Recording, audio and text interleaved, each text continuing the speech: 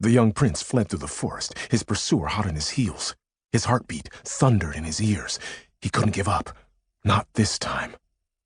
He ducked a low-hanging branch and splashed through a muddy creek. His attacker was gaining on him. He could almost hear his breath on his back. There, up ahead, a fallen tree. He jumped and his legs were pulled out from under him. He crashed to the ground. Strong hands grabbed his ankles. He tried to break free, but his foe rolled him over and pinned him to the damp forest floor. "I got you this time," M'Baku hissed. "Nowhere to run now." The young prince gasped for air. Okay, he said. "You won. This time. Wanna go again?" M'Baku rose and extended a hand, pulling his friend up with a firm grip. "If it hadn't been for that log," the prince started, brushing dirt from his linen trousers. M'Baku smirked. Excuses. I beat you fair and square, T'Challa." T'Challa looked up and cocked his head.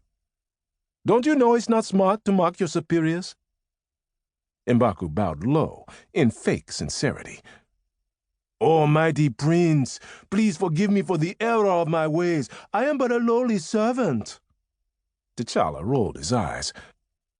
M'Baku was T'Challa's closest friend.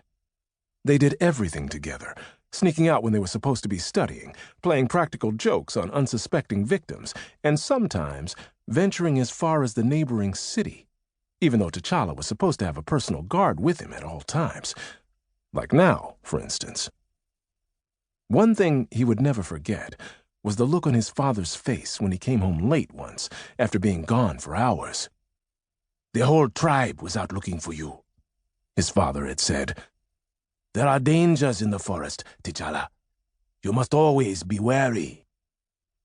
It was a lesson he took to heart, but every now and then, M'Baku egged him on, daring him to break every rule the king laid out for him.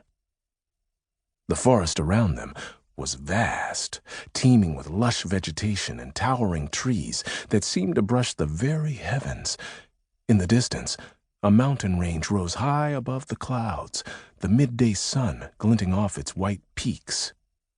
"Come on," M'Baku said. "I'll race you to the river's edge." T'Challa wiped sweat from his forehead with the back of his hand. He was tired, but he couldn't let M'Baku know that. He crouched low, ready to sprint. "Go!" M'Baku shouted. Both boys dashed through the forest, trampling broken branches and leaping over fallen tree stumps. This was when T'Challa felt most alive, in the woods with his best friend, finding adventure and escaping his royal duties. Out here, he wasn't a prince. He was just a kid. M'Baku passed him, kicking up dirt in his path. T'Challa pushed himself as hard as he could. He was gaining on him, but M'Baku had suddenly stopped on the path. T'Challa swerved at the last minute, missing him by inches. He bent and rested his hands on his knees, winded. "Why'd you stop?" M'Baku slowly raised his hand and pointed. "Look." A few feet ahead of them, a man lay slumped against a tree. He wore a military uniform, but it was one T'Challa had never seen before. "Is he dead?" M'Baku whispered. T'Challa didn't answer, but took a few steps forward. The man had a bandage around his leg, where his pants had been ripped. Blood soaked it red. "Help!" he croaked out. "Please, help me!" T'Challa took another wary step. He didn't know who the man was, but his father always said it was his duty to help those in trouble. A rustling in the bushes made them both pause. M'Baku started. "What was that?" T'Challa didn't have time to answer, as 4 figures stepped through the trees.